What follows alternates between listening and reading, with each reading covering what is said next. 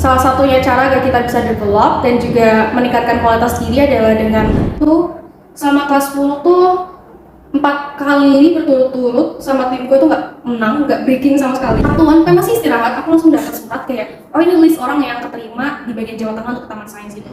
Aku nggak ada nama aku langsung kayak.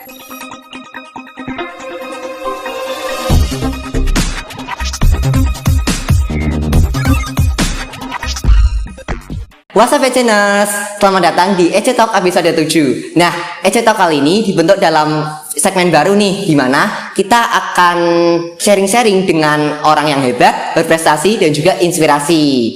Dan dibentuk dalam bentuk podcast yang akan diupload di YouTube English Club. Nah, today kita kedatangan tamu yang sangat spesial, di mana kakak ini udah dulunya sering banget masuk IG SMA Negeri 1 Pekalongan.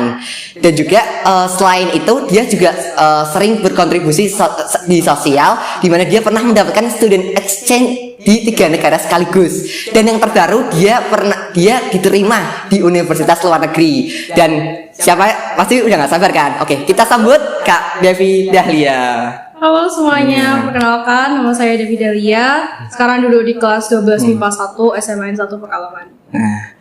Nah, sekarang gimana sih Kak kabarnya ini? Kabarnya alhamdulillah baik. Nah, kesibukannya sekarang apa Kak nih? Kalau sekarang aku mungkin lagi persiapan untuk ke PTN sama untuk beasiswa juga. Nah, yang kita tahu kayak teman-teman bahwa Kak Devi ini sekarang duduk di kelas 12 dan juga dia udah memulai karirnya tuh sudah sejak kelas 10, dimana dia udah memulai karirnya dimulai dari dunia debat, lalu student exchange, dan juga akhirnya itu beasiswa. Dan Kak Devi ini udah menjadi produk dari apa yang kita tanam, itulah yang akan kita tuai. Semasa di SMA ini, mungkin di SMP itu kakak nggak seaktif sama di SMA ini. Nah, kenapa sih kakak tuh mau berubah, dan tujuan dari goal kakak itu apa? Jadi sebenarnya dulu pas waktu aku lulus SMP, itu SMP aku di SMP 6, terus langsung masuk ke SMA 1, rencananya pengen lebih aktif aja. Sebenarnya nggak ada goal apa-apa awalnya, karena pengen aktif aja, pengen punya banyak teman, karena kan kalau pas waktu mau ke PTN nanti kan harus punya network dan lain sebagainya. Jadi aku mau build dari SMA, terus semakin lama semakin terjun ke debat, kok malah makin pengen untuk explore diri sendiri di organisasi, di volunteering, di exchange gitu. Akhirnya aku punya goal bahwa aku pengen develop diriku sendiri sampai titik dimana aku bisa kenal banyak orang, aku bisa bermanfaat untuk banyak orang juga. Oke. Dan menurut kakak sendiri tuh sebenarnya tuh apa sih kesalahan terbesar yang biasa dilakuin anak-anak SMA nih Kak? Menurut aku ini sebenarnya bukan kesalahan juga, karena ini merupakan suatu proses bagi seseorang. Dulu juga pas waktu aku SMP, aku sering banget insecure, aku sering banget takut untuk memulai suatu hal baru. Bahkan sampai SMA pun ketika aku pengen masuk debat dan masuk ke competition, aku masih tetap nggak bisa menghilangkan rasa insecure dan takutnya itu. Karena kan pertama kali ya ikut kompetisi, since SMP itu nggak pernah. Tapi akhirnya aku sadar bahwa salah satunya cara agar kita bisa develop dan juga meningkatkan kualitas diri adalah dengan fight for everything yang menurut kita adalah kelemahan kita sendiri, termasuk insekuritas itu. Karena kalau misalkan kita nggak fight, kita nggak lawan insecure-nya itu akan lebih gede daripada goals yang akan kita capai gitu. Jadi emang itu tuh adalah sebuah proses ya Kak. Dan lalu tuh kan kakak tuh bersekolah di SMA Negeri 1 Pekalongan. Boleh sharing ke kita nggak sih Kak timeline kakak tuh misal di kelas 10 tuh ngapain, terus di kelas 11 tuh ngapain gitu? Sebenarnya timeline itu ini cuma sekedar sharing aja ya. Ini nggak bakal aku implementasikan atau kayak encourage everyone to implement this. Pertama adalah kalau misalkan kelas 10 itu waktu dimana fresh banget habis masuk SMA 1 Pekalongan. Ini SMA yang pada akhirnya akan mengakomodasikan kamu untuk mendevelop diri kamu sendiri. Jadi kamu harus lebih banyak explore, apalagi memanfaatkan fasilitas-fasilitas dari SMA 1 Pekalongan. Jadi kayak lab bahasanya kita difasilitasi untuk coaching dan lain sebagainya, untuk debate khususnya. Terus di kelas 11 nanti aku udah mulai persiapan untuk PTN, dan half itu pas waktu itu karena juga ada undangan untuk beasiswa Indonesia Maju, aku juga persiapan beasiswa Indonesia Maju dari kelas 11. Jadi udah mulai fokus ke PTN nih, tapi juga diselipin kadang ikut competition karena aku nggak bisa kalau misalkan udah benar-benar lepas dari debat, karena suka banget sama debat. Terus saya kelas 12, kalau kelas 12 ini udah mulai santai tapi lebih ke fokus banget ke PTN-nya. Jadi aku udah lepas competition banget. Palingan cuman kayak sharing-sharing dikit sama adik kelasku yang di debat, kayak sharing matter dan lain sebagainya. Sisanya sih untuk fokus ke PTN sama BIM-nya. Oke. Dan selamat bersekolah di SMA Negeri 1 Pekalongan nih. Sebenarnya tuh interest dari Kak Devi itu apa sih? Interest in terms of goal gitu kali ya. Kalau goal sendiri sih aku pengennya bisa masuk ke jurusan impian di PTN ataupun di Beasiswa Indonesia Maju. Jadi sebisa mungkin selama aku di SMA ini, gimana caranya aku bisa reach akar-akarnya dulu. Jadi ikut competition, ikut exchange, ikut volunteering, agar membentuk profil diri kita sehingga insya Allah nanti akan dipermudah ketika untuk Beasiswa Indonesia Maju ataupun ke PTN nantinya. Doanya. Amin. Dan tadi ngomongin soal pengembangan diri dan interest nih Kak. Gimana sih cara Kak Devi itu bisa menemukan potensi diri agar kita tuh bisa maksimalin kekuatan kita dan juga mengurangi tuh menutupi kelemahan kita? Ini pertanyaan yang interesting banget karena jujur aja aku selama kelas 10 sampai kelas 11 itu aku benar-benar mentokin diri untuk explore diri aku sendiri. Dari mulai olimpiade, aku pernah ikut olimpiade Inggris sama olimpiade matematika. Jadi yang dia tuh base-nya tuh mikir banget. Terus ada juga yang public speaking, ada dari speech competition, newscasting competition, debate competition, sama storytelling, semuanya aku cobain. Dan aku tuh lihat dari prosesnya aku ngerjain competitionnya sampai dimana aku dapat hasilnya. Terus aku compare satu sama lain atau bandingin satu sama lain. Kayak diantara dari banyak competition yang aku cobain itu di mana sih diriku tuh paling nyaman dan hasil yang diperoleh pun lebih maksimal gitu. Makanya aku lebih suka explore diri untuk mengetahui kelemahanku di mana, kelebihanku di mana. Dan tadi ngomongin tentang self explore nih Kak, itu tuh menurut saya tuh kan tetap ada sisi dampak negatifnya. Kalau kita terlalu self explore nanti kita tuh juga bisa misal FOMO gitu. Nah itu menurut kakak tuh gimana itu? Kalau misalkan FOMO sih itu pasti bakal terjadi ya, karena aku juga masih sering FOMO sebenarnya. Tapi it's okay, tahu identitas diri kita sendiri aja. Kayak kita suka Inggris, atau kita suka debate, atau sekarang kita suka coding misalnya. Bagi anak-anak sekarang yang mungkin suka coding gitu ya, karena millennials, bisa dulu di-explore, dicoba dulu aja. Jangan pedulin apa kata orang, yang penting kita yakin apa dengan diri kita sendiri aja. Oke, mungkin yang udah banyak teman-teman tahu nih, kalau misal Kak Devi itu memang ikon debatnya SMA Negeri 1 Pekalongan. Tapi yang mungkin jarang-jarang teman-teman tahu tuh kalau misal Kak Devi itu ikut loh lomba competition lain, ikut loh lomba-lomba lain. Nah, seperti newscasting, terus speech, terus debat juga. Nah, mungkin pertanyaan tuh kenapa sih Kak kakak tuh mau self explore lomba-lomba lain, lomba-lomba itu kenapa juga kebanyakan tuh Inggris? Pertama, karena aku suka banget ngomong Inggris. Itu pas kapan ya? Kelas 10 gitu aku udah mulai les. Les tuh bentar doang di beberapa lembaga les di Pekalongan. Terus kayak dipikir-pikir kok aku seneng banget ngomong Inggris gitu. Kayak di rumah tuh ngomong Inggris mulu. Terus akhirnya karena ngerasa bahwa debat itu kan tim. Tim tuh berarti kan kayak kalau misalkan aku bisa, terus misalnya temanku Alia itu nggak bisa, yaudah kita bertiga itu nggak bisa turun competition sama sekali. Jadi kayak aku tuh bergantung banget sama timku. Kalau timku say yes, ya akhirnya kita bisa turun. Tapi kalau misalkan nggak bisa ya nggak bisa.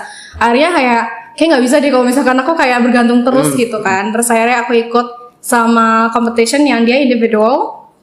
Dan kebetulan nemu itu speech competition sama newscasting. Jadi awalnya tuh kayak pengen nyoba aja pas waktu itu, kalau nggak salah apa ya, newscasting gitu. Aku masih ingat dari Umu Sapri itu yang jadi jurinya tuh juri TVRI sama apa ya, aku lupa, net atau apa gitu. Tapi TVRI sama satu lagi ada. Terus kayak komentar yang mereka kasih ke aku tuh lumayan memicu aku untuk wah kayaknya aku harus lebih lagi, harus memenuhi ekspektasi mereka. Terus akhirnya kayak yaudah akhirnya kecanduan untuk ikut yang kayak speech, newscasting gitu. Tapi beside that, terlepas dari kesukaanku terhadap competition itu juga sebenarnya banyak banget manfaatnya sih. Karena certificate, terus yang kedua juga bisa membantu kita dalam hal biaya misalkan. Karena kalau misalkan menang lomba kan nanti dapat uang, nanti uangnya itu bisa digunain untuk daftar lomba lagi, lomba debat itu kan mahal banget ya. Jadi bermanfaat banget sih. Nah, kan Kak Devi itu juga ikut banyak competition. Nah, itu tuh belajarnya tuh dari mana sih Kak? Atau ikut course atau coaching atau gimana gitu? Kalau misalkan debate itu coaching ya jelas. Kalau misalkan speech newscasting itu karena dulu aku nggak tahu ada coachingan tentang speech atau newscasting atau enggak. Jadi aku belajarnya adalah dengan cara mengamati biasanya orang speech, saya Presiden Amerika speech itu gimana. Aku lihat gesturnya mereka, gimana sih mereka memandang para audiensnya, gimana cara mereka gesture secara kayak tangannya, pembawaannya mereka tuh bagaimana, sehingga orang-orang tuh mau listen to them. Jadi mungkin kayak lebih ke kayak ATM gitu ya Kak? Nah, kan Kakak tuh berarti intinya tuh lebih ke mental competition ya. Nah, tapi yang di competition itu memang nggak selalu juara. Nah, gimana sih cara Kak Devi itu bisa membentuk mental juara? Oke. Jadi ini fun fact sebenarnya yang mungkin nggak banyak orang tahu juga. Dulu pas waktu aku pertama kali masuk debat itu sama kelas 10 tuh 4 kali berturut-turut sama timku itu nggak menang, nggak breaking sama sekali. Karena pas waktu itu kita juga masih newbie kan. Terusnya aku sangat bersyukur sih sebenarnya punya teammate kayak Ripka. Jadi Ripka tuh orangnya ambisius banget. Kita semua tuh pengen banget buat menang. Pokoknya kalau misalkan belum menang, pokoknya nggak boleh berhenti gitu. Terus akhirnya kita coba lagi sampai kita menang. Terus akhirnya kita coba lagi.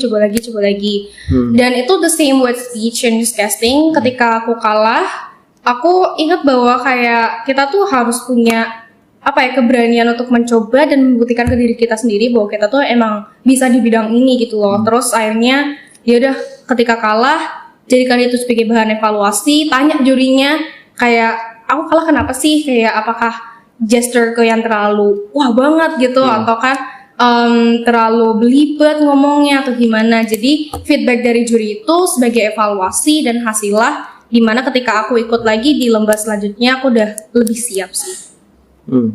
Nah, jika kakak itu bisa membentuk benang merah nih, sebenarnya tuh apa sih inti utama tuh kita benefit mengikuti banyak competition?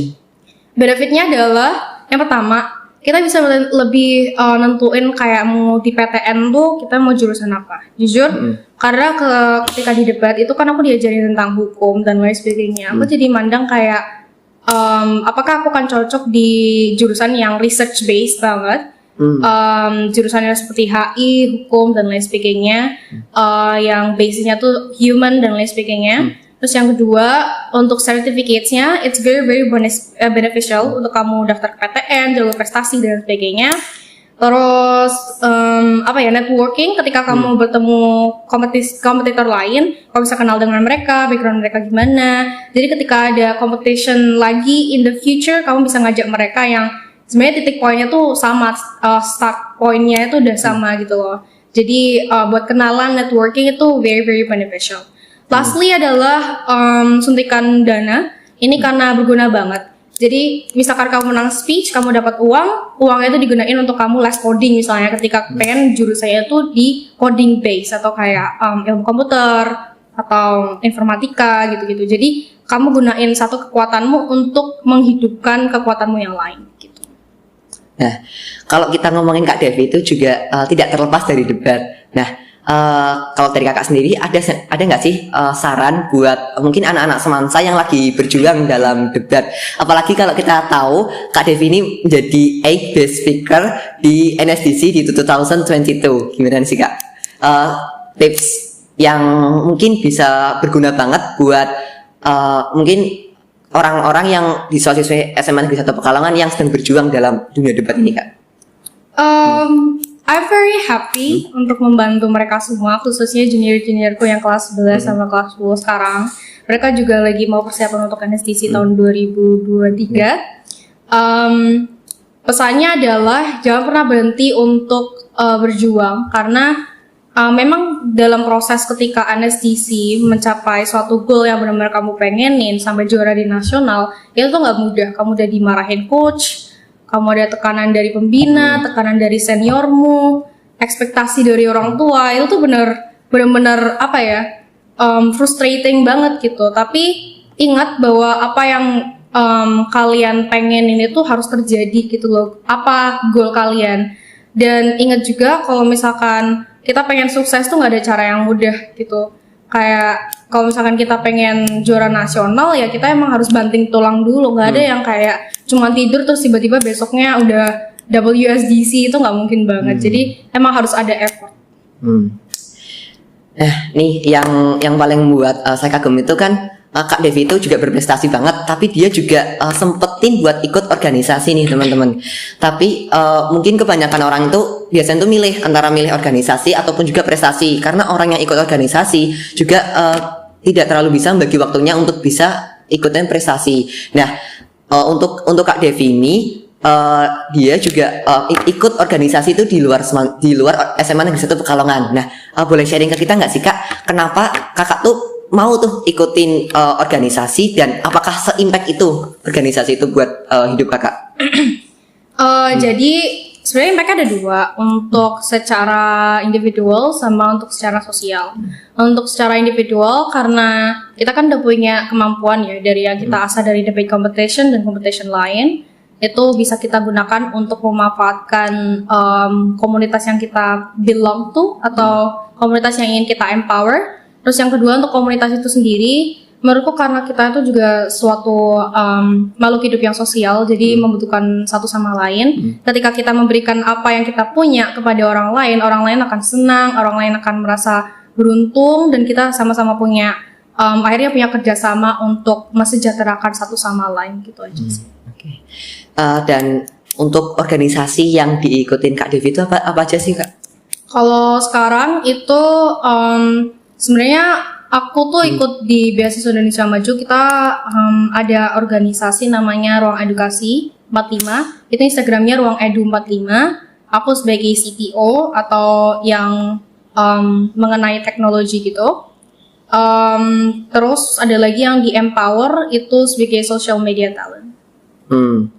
Nah, mungkin untuk pertanyaan buat teman-teman juga, bagaimana sih Kak, kan Kakak juga istilahnya tuh juga ikut organisasi juga dan juga bisa berprestasi. Bagaimana sih cara Kakak Devi bisa membagi waktunya nih, bisa membagi waktunya antara pelajaran, ikut kompetisi dan juga organisasi nih Kak?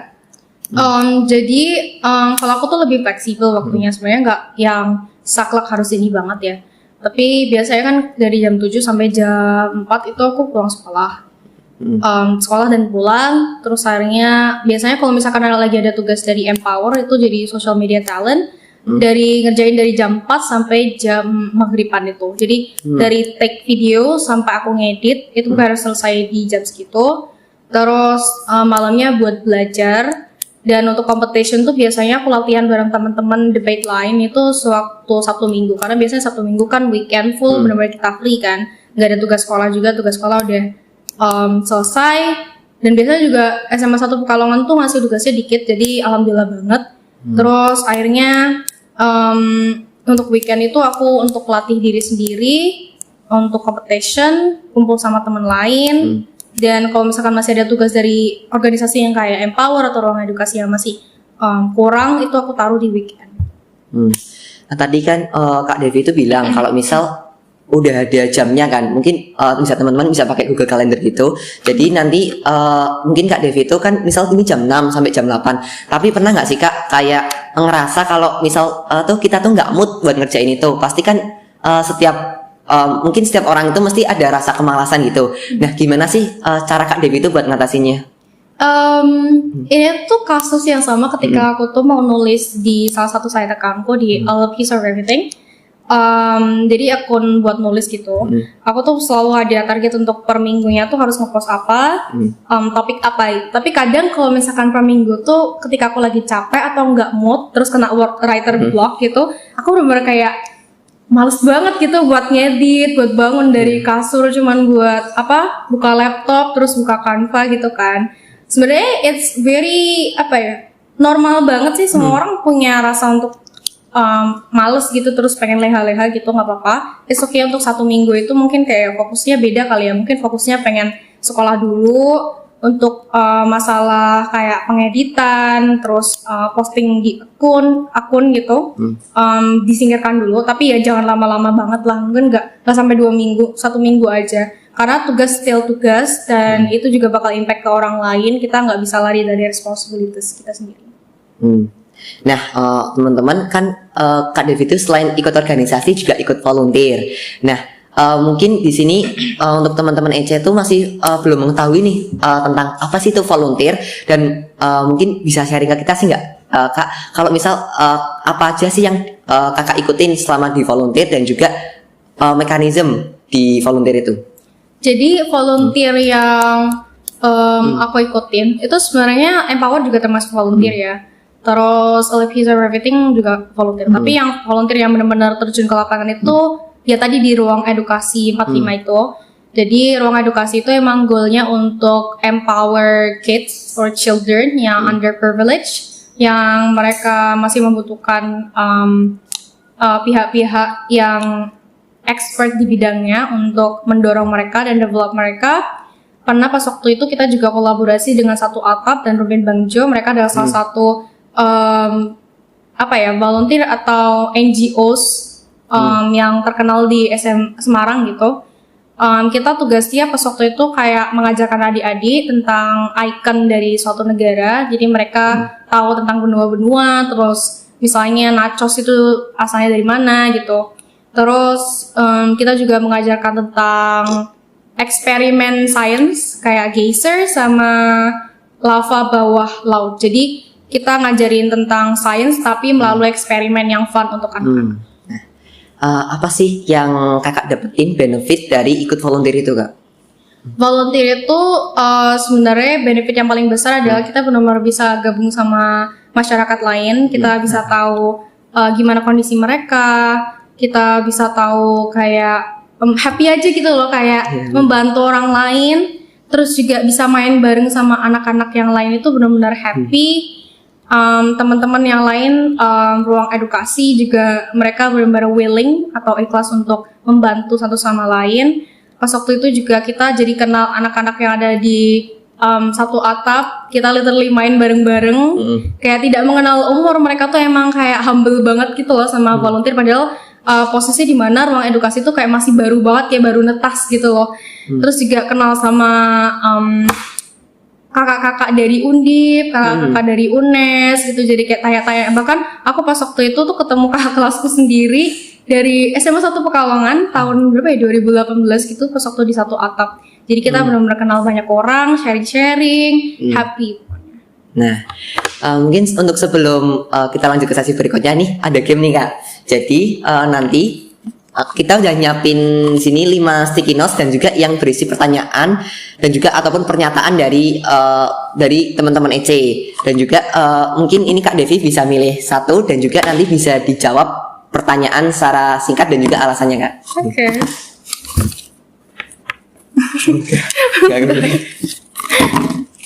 I'm big break.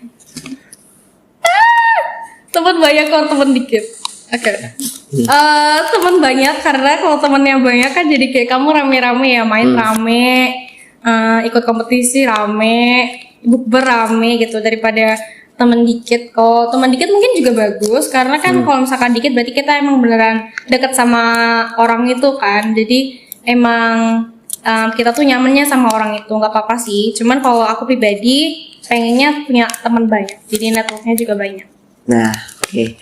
Nah, lalu nih for your information aja nih teman-teman, kalau misal Kak Devi ini pernah dapat student exchange, yakni di Youth Innovation Forum. Ini di Kak Devi ini bahkan kemarin tuh pada tanggal 19 Maret kalau nggak salah itu dia tuh juga sharing di Instagram itu di GYA. Nah, gimana sih Kak? Mungkin bisa jelasin dulu apa sih itu Youth Innovation Forum itu? Jadi Youth Innovation Forum itu seperti short exchange, itu sebagai kayak Mirip sama youth camp tapi nggak youth camp juga sih.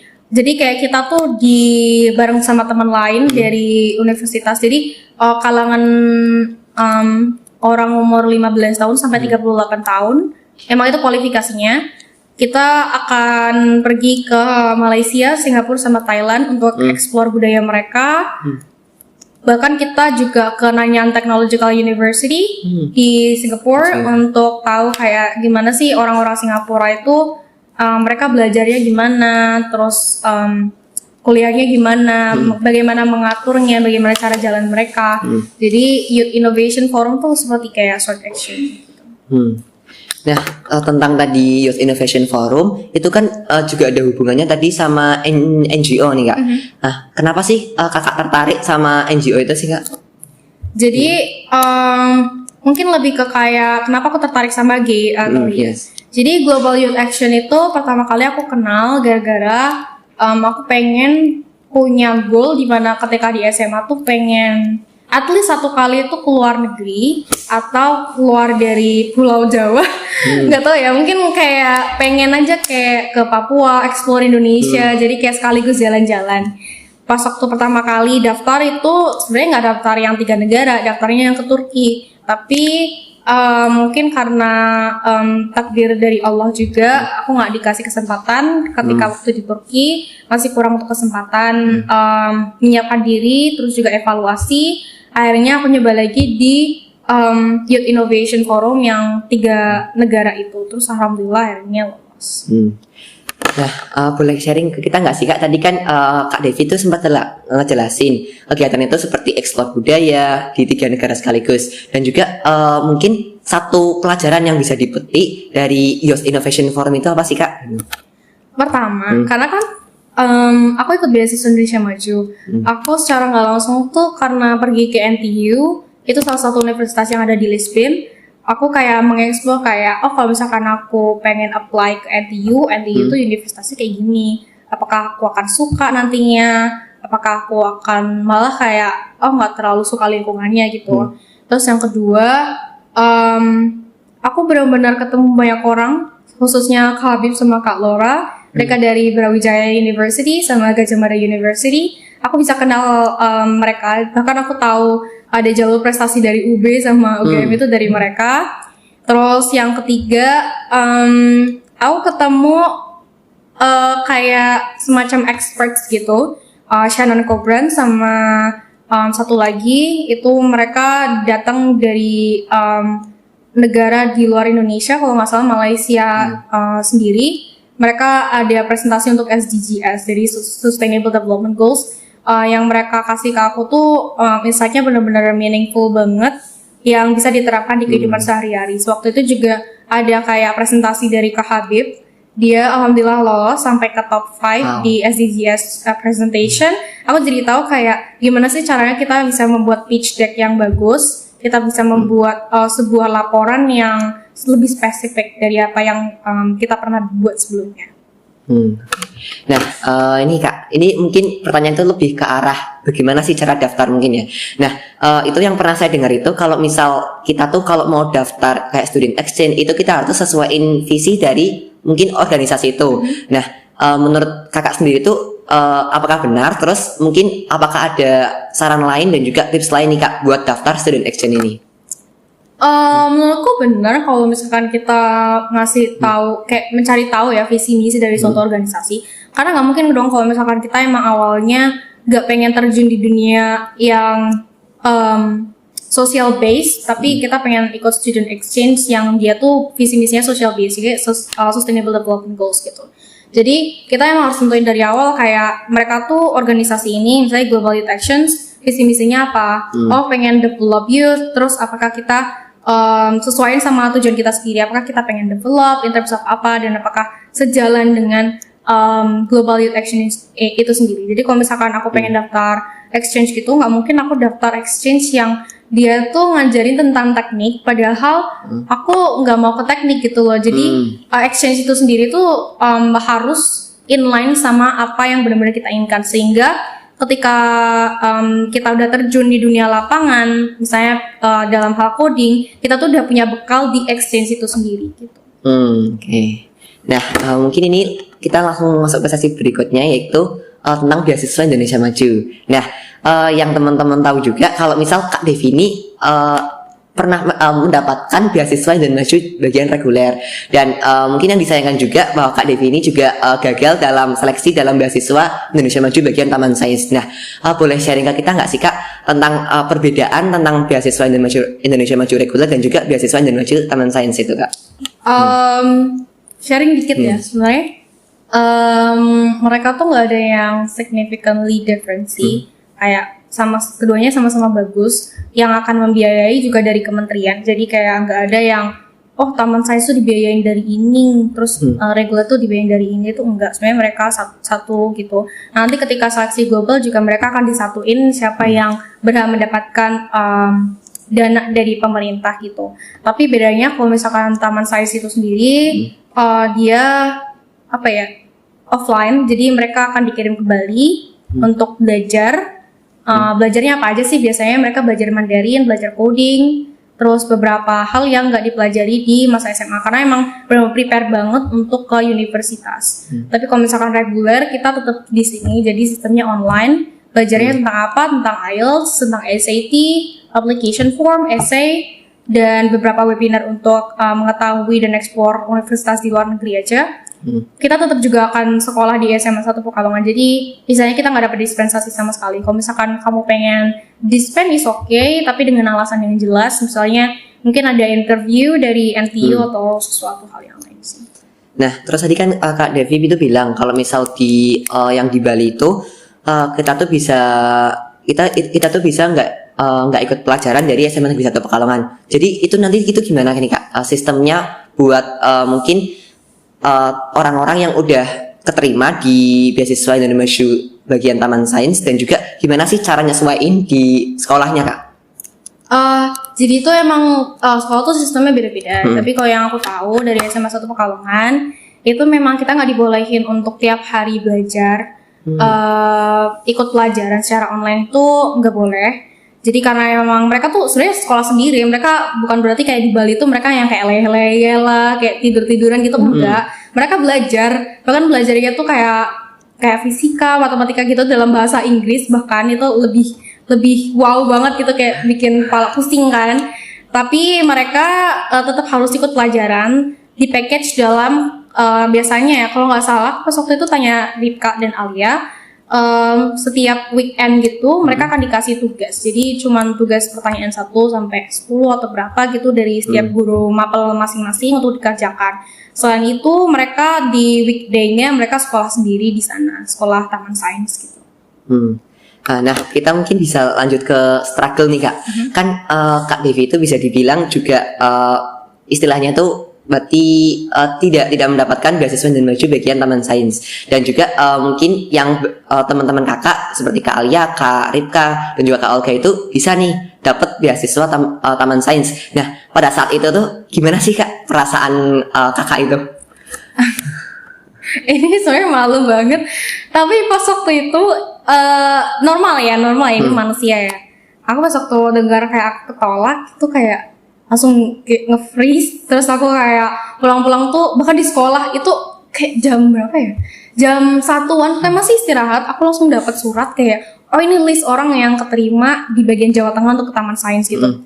Loh, kok gak ada nama aku langsung kayak diem, terus kayak udah berambang, udah kayak matanya merah banget. Terus kayak aku usap-usap aja lah di kelas gitu. Terus hari aku ngadu ke mamaku, aku udah yang kayak nangis, udah yang kayak gak ketolong banget. Itu emang bener-bener pilu banget sih menurut aku, karena aku merasa bahwa aku udah spend much time ku untuk explore diri aku, untuk menunjukkan bahwa this is my profile gitu loh. Tapi mungkin mereka punya kriteria lagi yang lain yang mungkin gak cocok sama aku kali ya. Aku bahkan kayak frustasi sekitar 2 harian. Aku nggak sosmed sama sekali, aku nggak buka WA sama sekali, dia approach orang juga nggak, aku nggak balas chat mereka. Tapi akhirnya kayak aku ngerasa bahwa this is not the right place atau the right way I can go abroad gitu loh. Mungkin ada hal lain yang bisa aku capai gitu, maksudnya yang bisa aku lewatin untuk kuliah di luar negeri. Dan pas waktu itu juga aku tahu bahwa ada beasiswa yang Indonesia Maju juga, tapi yang reguler gitu. Akhirnya aku coba ke sana. Aku mikir bahwa nggak ada gunanya juga kalau misalkan aku nangis tiap hari terus kayak meratapi nasib, sedangkan hasilnya tuh udah keluar, kayak nggak bakal bisa di change juga kan. Akhirnya kayak ya udah gimana caranya, aku harus step forward, aku harus bangkit dan coba beasiswa lain. Oh ya, buat teman-teman juga kalau misalkan udah telat nih kayak ngerasa beasiswa Indonesia Majunya yang tahun 2022 itu udah yang kalian lewat, kalian bisa daftar di Global Korea Scholarships. Itu suatu scholarships yang ke Korea Selatan gitu. Dan ada beberapa kayak Ritsumeikan APU sama apa ya, Turki Burslari kalau nggak salah, sama ada beberapa yang di New Zealand. Sebenarnya banyak sih, cuman kita harus explore sendiri aja. Nah, tadi berhubungan sama itu nih kak, kan berarti kan kakak itu gagal. Nah mungkin kakak tuh ingin beasiswa Taman Sains, tapi itu mungkin Tuhan tuh berkehendak lain. Sebenarnya tuh apa sih kak yang kakak dapetin ketika kakak gagal itu, dan mungkin bisa narik benang merah sebenarnya tuh mungkin ada sisi positifnya gitu kak. Jadi ketika di Taman Sains itu kan stepnya termasuk wawancara ya. Pas waktu itu aku memang ngerasa bahwa wawancaraku tuh nggak well prepared. Terus karena emang aku nggak ada kontakan untuk ke atasan dari Taman Sains itu, akhirnya aku nggak bisa nanya untuk kenapa sih aku nggak lolos gitu. Tapi dari wawancara itu aku catat pertanyaan-pertanyaannya, apa yang mereka tanyain ke aku tuh dicatat di docs. Terus akhirnya buat latihan juga ketika wawancara di beasiswa Indonesia Maju. Terus juga karena aku ngerasa bahwa Taman Sains itu aku nggak punya prepare banyak, akhirnya ketika ada diumumin tuh beasiswa Indonesia Maju yang reguler, aku dari Hamin berapa ya? 1 minggu atau 2 minggu gitu udah mulai ngerjain essay. Aku bener-bener cepet-cepet essay-nya aku ajuin ke beberapa orang untuk mengomentari. Aku bener-bener ngajuin ke semua orang yang aku tahu sih, nggak cuma 1 atau 2, agar essay itu tuh bener-bener maksimal dan apa yang terbaik yang bisa aku tawarkan ke mereka. Oke. Jadi memang kita tuh harus effort ya kak, dan juga mungkin bisa mendapatkan hasil terbaik. Nah, mungkin untuk terakhir itu apa sih kak tips beasiswa dari kakak? Mungkin ini ada teman-teman EC yang ingin daftar beasiswa tapi tuh nggak tahu mulai dari mana. Mungkin bisa step by step gitu kak. Jadi untuk step by stepnya adalah menurutku explore diri aja sendiri, karena untuk mendapatkan suatu beasiswa itu sebagai kita kalau misalkan dari point of view pemegang beasiswanya atau keatasan beasiswanya pasti ingin memberikan beasiswa tersebut kepada anak-anak yang mereka punya jati diri yang spesial, yang jati diri yang benar-benar pengen berjuang di bidang yang mereka inginkan. Jadi untuk sekarang mending untuk adik-adik bisa explore diri sendiri, bukan perbaiki, lebih kayak develop profil, ikut volunteer, ikut competitions. Nggak cuman ikut volunteer aja yang bermanfaat untuk orang lain, tapi kita juga harus mengasah diri kita sendiri, ikut competition, sehingga ketika pihak beasiswanya tuh lihat kayak oh anak ini tuh pernah menang di kompetisi ini, berarti emang dia tuh mampu untuk di bidang ini gitu loh. Jadi harus punya profil yang bagus. Tapi secondly juga kita harus punya jangan sungkan-sungkan untuk tanya dengan orang lain, karena kita nggak berjuang sendiri sebenarnya untuk di beasiswa ini. Kita juga berjuang dengan cara approaching banyak orang, tanya-tanya mereka yang udah dapat beasiswa sebelumnya, kayak tipsnya mereka tuh bagaimana, persiapannya bagaimana. It is very beneficial lagi ketika kita mau daftar suatu beasiswa yang sama persis dengan yang kakak kelas kita tuh pernah ikutin. Jadi kayak lebih spesifik aja sih gitu. Nah, mungkin untuk sebelum closing kita bisa main game lagi kak. Jadi mekanismenya itu masih sama. Jadi nanti kakak bisa milih satu sticky notes dan juga nanti bisa jawab pertanyaan itu dengan alasan juga kak. Okay. Kamu break. Okay. This one. Okay. Why buat CV dan LinkedIn itu urgent banget? Sebenarnya not really urgent tuh. Better sih kalau misalkan dipersiapin dari awal, karena kalau misalkan kamu pengen ikut volunteering dari yang kayak misalnya Garuda Nusa, itu kan mereka membutuhkan CV. Terus kalau misalkan ikut programnya dari GIA, ketika kamu udah tahap kedua itu memang membutuhkan CV. Jadi emang sebenarnya suitable for you aja. Kalau misalkan belum terlalu membutuhkan CV ya nggak apa-apa nggak bikin. Tapi kalau misalkan bikin dari awal ya nggak apa-apa juga gitu, kayak nggak ada yang salah gitu kan. Kalau misalkan buat CV kan kita nggak juga apa yang ngeluarin duit banyak, nggak ngeluarin duit kan, kayak cuman ngedit aja di Words gitu atau di template kalau misalkan punya. Terus kalau LinkedIn gitu lebih ke connect people sih, karena ketika kamu di LinkedIn itu kamu ketemu banyak orang juga yang mereka tuh mungkin visi misinya sama kayak kita, mereka anak organisasi, anak-anak volunteering, anak-anak BIM. Itu kamu bisa connect ke mereka. Jadi ketika mereka tuh membuka suatu lapangan volunteer, lapangan pekerjaan, competition, everything, kamu bisa dapat duluan dari LinkedIn itu sendiri. Oke. Jadi memang untuk membuat CV dan juga LinkedIn itu sebenarnya disesuaikan dengan kondisi dari siswa itu sendiri ya Kak. Nah, untuk teman-teman tahu juga kalau misal sekarang ini Kak Devi itu jadi CTO dari Ruang Edu 45 dan juga dia juga menjadi founder dari Instagram dari LLPs Everything. Nah, itu boleh jelasin nggak sih Kak sebenarnya tuh untuk jadi CTO Ruang Edu 45 tuh sebenarnya tuh kerjaannya ngapain sih? Kalau CTO itu lebih bagian yang technological based. Untuk sekarang sih karena Redu masih newbie gitu, masih bayi banget, belum terlalu banyak pekerjaan yang harus dipersiapkan. Aku pernah ngerjain yang tentang kayak buat filter dan juga mempersiapkan websitenya dari ruang edukasi itu sendiri. Terus karena kita juga membernya masih dikit, jadi kayak kadang sharing gitu kan, sharing pekerjaan is very normal di ruang edukasi dan volunteer lain sebenarnya.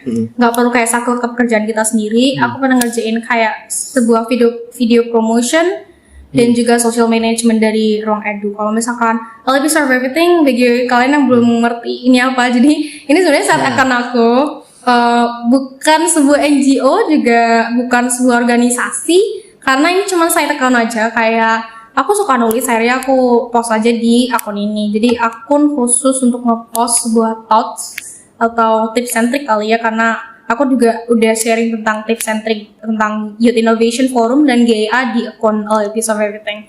Tugasnya sih banyak karena cuma ownernya aku, jadi yang megang cuma aku dari ngedit, dari mulai promosi, dari manajemen sosial media, approaching dari klien dan sebagainya.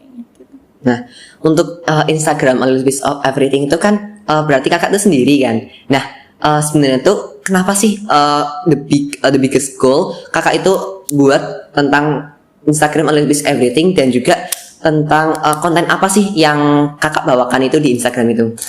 Jadi kalau ide awal aku buat A Little Bit of Everything itu karena aku suka nulis. Itu aku tuh orangnya tuh apa ya?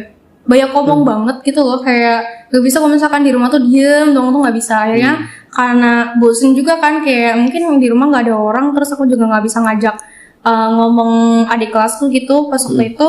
Karena kayak udah aku ungkapin aja di sebuah tulisan yang biasanya aku post di LP Serve Everything. Kontennya tentang self development. Jadi mulai kayak apa itu growth mindset, sebuah mindset yang biasanya kita pakai untuk develop diri kita sendiri. Terus juga beberapa tips. Aku udah pernah nge-post tentang GIA atau Youth Innovation Forum Series, itu ada 3 post. Dari yang benar-benar basic banget yang orang lain harus tahu tentang GIA dan YIF, sampai ke yang hal spesifik kayak untold story tentang kayak apa sih kisi-kisi dari OBT-nya, kisi-kisi dari wawancaranya, terus kayak apakah kita benar-benar akan dibiayai sepenuhnya oleh GIA ketika menjadi fully funded. Terus untuk next one aku rencana pengen juga upload tentang beasiswa Indonesia Maju, dan ketika alhamdulillah mungkin semoga aja keterima di Danain, aku akan juga sharing tentang universitas yang nanti akan aku lalui di sana.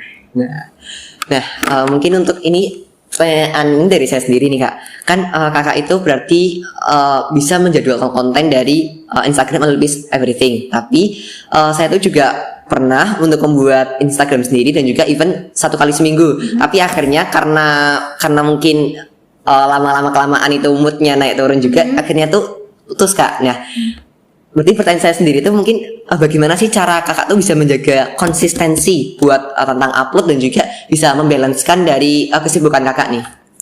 Sebenarnya karena itu side account, jadi nggak perlu yang kayak saklek banget. 1 minggu harus post, 1 minggu harus post. Karena kita emang punya kesibukannya masing-masing kan. Kalau misalnya emang dari awal 1 minggu itu, dari misalnya minggu pertama di bulan Maret itu kamu ngerasa nggak bisa karena kamu harus ikut volunteering lah, ada tugas dari organisasi, tugas dari sekolah, itu benar-benar frustrating banget. Nggak apa-apa, it's okay. Tapi sih menurutku ketika kita membuat sesuatu account itu berarti kita memang responsible dan tanggung jawab terhadap akun itu. Apa yang kita tuaikan dalam akun itu, apa yang kita statementkan tentang goals kita membentuk akun itu benar-benar harus dipertanggungjawabkan sih. Dan caranya adalah mungkin cari inspirasi ya, karena kita kan sering buka social media 24/7. Kita bisa cari kayak konten-konten apa sih yang lagi hit sekarang, dan itu tuh benar-benar inline sama passion kita. Jadi misalnya kayak bikin akun bikin reels ya, bukan akun ya. Jadi reelsnya lagunya pakai apa, karena kan beberapa orang pasti kan suka dengerin lagu, jadi mereka bikin konten dari lagu itu. Nah, mungkin untuk pertanyaan terakhir nih Kak, apakah ada Kak nih pesan dan kesan buat anak-anak dari siswa-siswi SMA Negeri 1 Pekalongan yang emang ingin beasiswa, yang pingin student exchange dan juga volunteer nih Kak? Menurut aku adalah just don't give up. Mungkin kayak failure adalah salah satu fase dimana kita pasti akan sedih banget, kita pasti akan kayak depresi, nggak terlalu yang sedih gitu ya, tapi kayak mungkin stres gitu ya, karena kayak aku udah berjuang sedemikian rupa kok masih tetap ditolak gitu loh. Kayak apa sih yang kurang dari aku? Ya mungkin kayak emang ini bukan takdirnya. Tapi satu hal yang harus kalian tahu bahwa mimpi itu selalu berkembang. Kalau misalkan kalian gagal dalam satu mimpi, itu tidak menutup kemungkinan untuk kalian gagal atau berhasil lagi di beasiswa yang lain atau kayak achievement lain gitu loh. Jadi jangan stick dalam satu goal, perbanyak goal kalian dan maksimalkan kompetisi kalian untuk achieve that goal. Nah, pertanyaan tersebut juga mengakhiri episode pada EC Talk kali ini. Terima kasih Kak atas kesempatannya. Tadi kita udah bahas tentang lika-liku dari kehidupan Kak Dewi sendiri, dimulai dari debat competition, lalu kita juga bahas tentang volunteer, kita bahas tentang organisasi, kita bahas tentang student exchange, bahkan kita bahas juga tentang beasiswa dan juga kesibukan dari Kak Dewi sekarang ini. Nah, untuk pesannya saya berterima kasih kepada Kak Devi dan juga semoga bisa lancar ya Kak keterima universitas di luar negerinya. Semoga dengan apa yang disampaikan kita bisa mendapat manfaatnya. Di sini saya Muhammad Rahma Aifil Indira selaku pembawa acara dalam EC Talk episode 7 ini. Terima kasih. See you in next video.